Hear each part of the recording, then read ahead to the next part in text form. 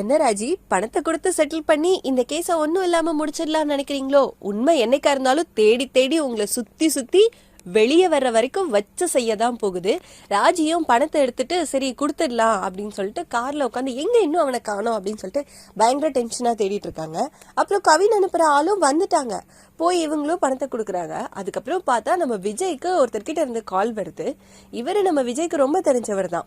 So அவர் கால் பண்ணி இந்த மாதிரி ஒரு விஷயம் அப்படின்னு சொல்லி முக்கியமான விஷயத்த சொல்றாங்க. இதை கேட்டுட்டு விஜய் வீட்டுக்கு ராஜி வந்ததும் உங்ககிட்ட ஒன்று காமிக்கணுமே அக்கா அப்படின்னு சொல்லி கூப்பிட்டு மொபைல்ல ஏதோ வீடியோ காமிக்கிறாங்க.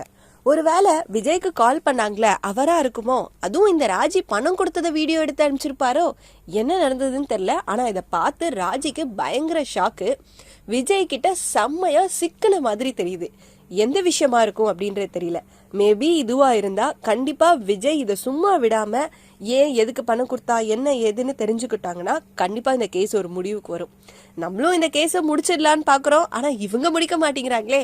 பார்க்கலாம் ராஜி மாட்டினாங்களா இல்லையா? ஃபுல் எபிசோட் பார்த்து தெரிஞ்சுக்கலாம். எங்கடா போய் தொலைஞ்ச?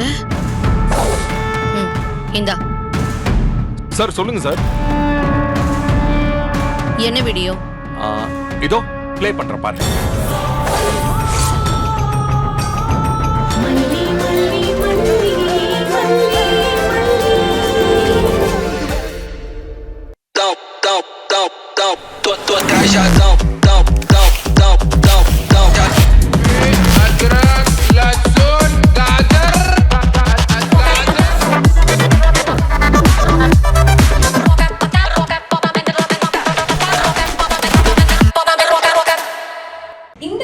பிடிச்சிருந்தா லைக் பண்ணுங்க, ஷேர் பண்ணுங்க, காமெண்ட் பண்ணுங்க.